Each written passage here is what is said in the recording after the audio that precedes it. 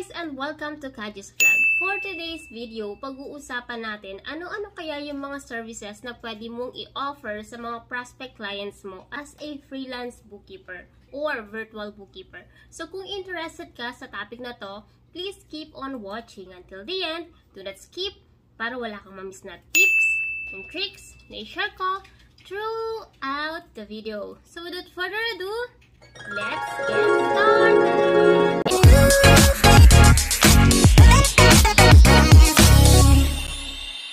Kung bago ka lang sa channel na to, I'm Kajea, virtual assistant, executive assistant, bookkeeper, accountant. So kahit anong work pinapasok ko, basta't online, kasi online work is, say it with me, amazing!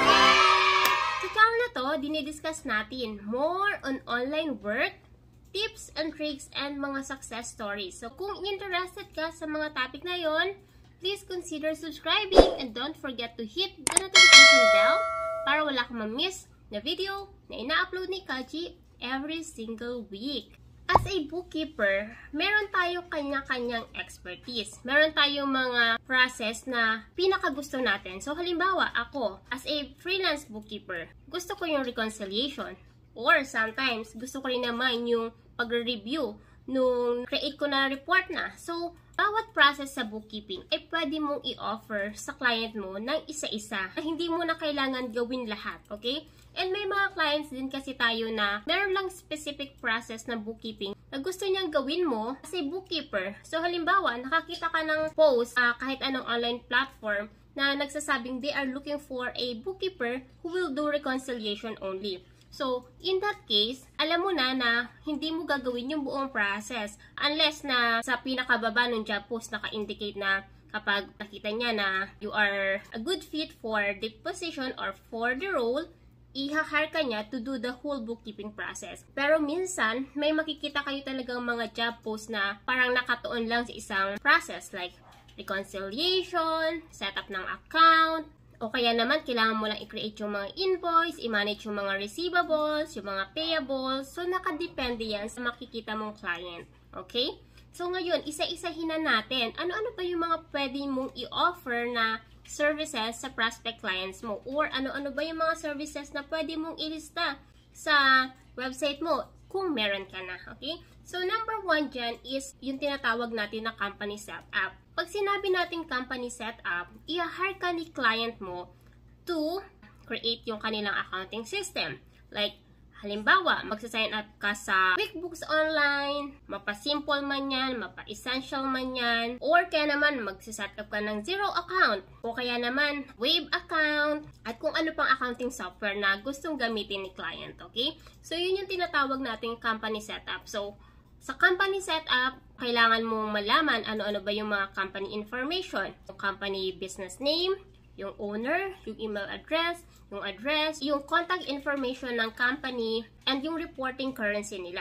So, kailangan mo yung malaman para kapag doon ka na sa process na pagsiset-up ng account, meron ka ng available data na pwede mo na lang i-copy-paste para mapadali na yung pagpaprocess mo sa pag-setup ng account ng client mo. Karamihan sa mga company, especially yung mga small businesses, madalas silang humahanap ng bookkeeper or accountant na kayang mag-setup ng account. So, halimbawa, marunong ka na sa Xero, sa QuickBooks, and kaya mo na mag-setup ng account, you can offer that service sa iyong mga prospect clients, or you can highlight that sa inyong resume na isa sa expertise mo is yung pag-setup ng account ng mga clients mo.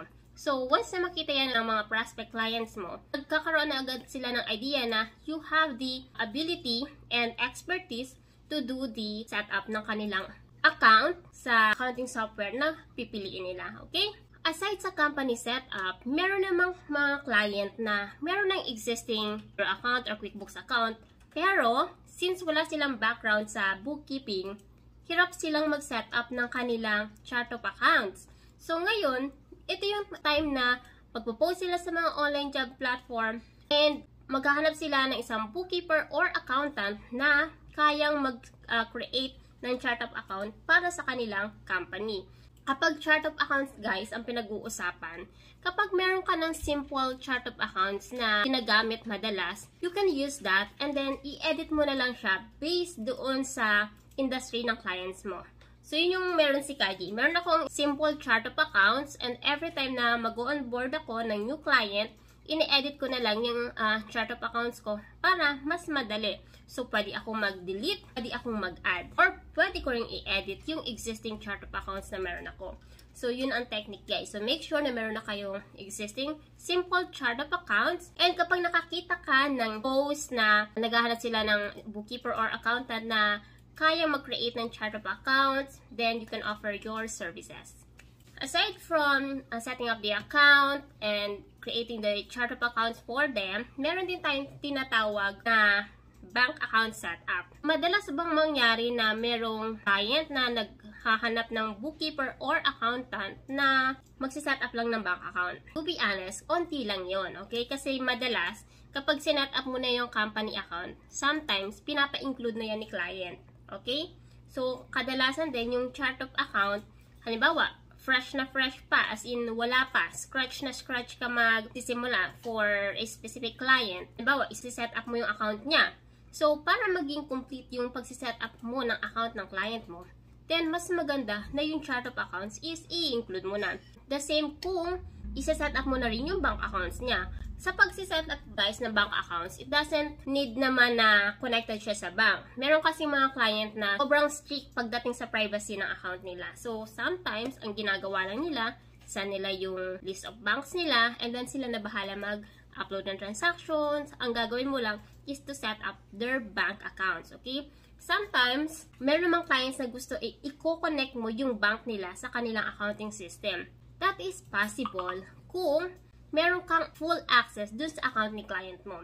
Kasi madalas, ang nangyayari, especially I think kahit sa accounting software naman na nag-aalaw ng connection ng bank at saka ng accounting software, nire-require nila na yung owner ng account yung magko-connect ng bank account doon sa accounting software. Halimbawa, wala kang access to connect that bank to Xero or QuickBooks, ang gagawin mo, habang sineset up mo yung account, mag-zoom call ka sa client mo and then show him or her kung paano dapat sineset up yung account. Or, you can guide him sa pag-set up ng account. So, mag-screen share si client mo, then ikaw yung mag-instruct sa kanya, okay, punta ka sa ganitong tab, ito yung i-click mo, and then ito yung piliin mo, and that's it.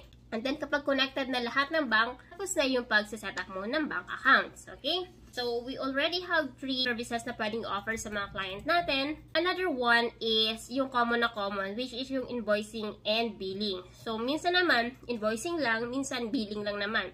So, kapag sinabi nating managing ng invoices, so, possible na task na gagawin mo dito is creating the invoices, sending the invoices to your client's customer, or sending the statement of account sa mga customer na clients mo, okay?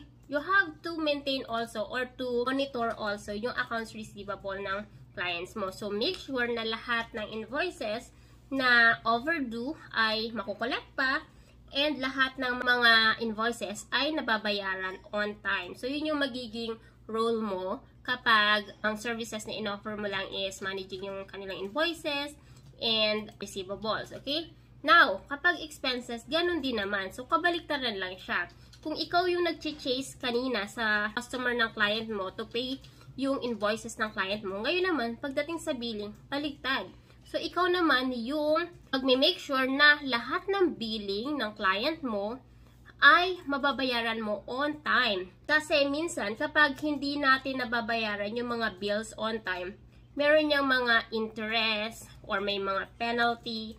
So, sayang naman yung magagastos natin or magagastos ng client mo para dun sa penalty. So, kaya kanya hinar is to monitor yung payables niya, make sure na lahat ng bills ay nababayaran, make sure na walang invoices na makakaligtaan, and then, madalas din naman kasi kapag nabayaran mo yung bill before the due date, meron kang discount. So, sayang yung discount na makukuha ng client mo, okay? So, yun yung tinatawag natin na invoice at saka billing. And then, meron namang clients na hanap lang ay someone who will do the reconciliation sa kanilang bank account. So, kapag yun lang yung hinahanap ng client mo, ang pwede mong gawin is to offer yung bank reconciliation. So, what are you going to do?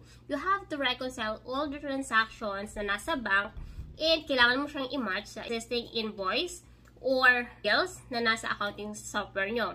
Or pwede mo namang i-record na lang directly kung hindi naman nagre-require si client ng how much na bawat bank transaction. So kapag gumagawa tayo ng bank reconciliation, ang unang-una is to make sure na yung bank balances ay nagmamatch doon sa actual bank balances. Okay? Yung bank balances sa accounting software ay nagmamatch sa actual bank statement ng client mo or sa bank balance ng client mo. And another thing is to make sure na walang duplicated transactions or walang nauumit na transaction. We have to make sure also na you are doing the right process sa reconciliation. So when we say right process, you have to make sure na kapag na-record mo yung isang spent item, you have to double, triple check na wala talaga siyang kamatch. Or meron talaga siyang kamatch, okay? So yun lagi yung tatandaan na iniiwasan natin na magkaroon ng duplicate or naumit na mga transaction. Kasi once na mangyari yan, hindi na magiging accurate yung report na produce mo. So pwede siyang overstated or understated. So yun yung tatandaan nyo, okay? So, sa reconciliation, guys, minsan, hindi lang bank, pwede rin credit card, pwede rin namang payment gateway. So, depende yan sa magiging usapan nyo ni client nyo, okay? Aside sa bank reconciliation, meron pang isang service na pwede kang i-offer sa client mo, which is yung pag-set up ng inventory nila sa accounting system. Ano lang siya, more on adding products sa inyong accounting software, or editing the existing product sa accounting system ng client mo. So, ano yung pwede mong i-edit? Or ano yung mga possible mong i-edit? So, pwede yung SKU na tinatawag natin, yung product name, yung price, and yung quantity. So, you have to make sure na yung beginning inventory quantity is correct sa accounting system kung yung accounting system ang ginagamit nyo. Okay? Another service na ino-offer ng isang bookkeeper ay yung pagpuproduce or pag-create ng balance sheet and profit and loss ng kanilang mga clients. So, I'm sure na familiar na kayo sa mga balance sheet and profit and loss report. So, you have to make sure lang na accurate. Lahat ng account sa report na pre-produce mo is na double, triple check mo just to make sure na wala kang nakalimutan, wala kang namaling record, mga transaction na miscategorize, yun yung dapat nating i-check. And minsan, humihingi din si client natin ng cash flow statement. So, you have to make sure na kapag nag-offer ka ng services na included ang cash flow, you have to make sure na kaya mo siyang gawin, okay? Ito yung mga ilan lang sa mga services na pwede nyo i-offer. So, ulitin ko ha, company setup, chart of accounts, bank account setup, invoicing and billing, reconciliation, inventory setup, income statement, or profit and loss, and balance sheet and cash flow. So, yun yung mga services na pwede mong i-offer sa mga prospect clients mo. Kaji, hirap na hirap kasi ako sa buong process ng bookkeeping. Pwede pala yun na meron lang specific task na gagawin para sa client. Yes, possible yan, okay? Pero syempre, mas maganda pa rin yung alam mo yung buong process na from scratch until the end, kaya mo. Kasi kapag mas malawak yung skills na kaya mong i-offer, the more you can charge your client. Kasi kapag halimbawa, nakapokus ka lang sa bank reconciliation, let's say bank reconciliation lang, syempre, madalas dyan per hour ang hinihingi ni client.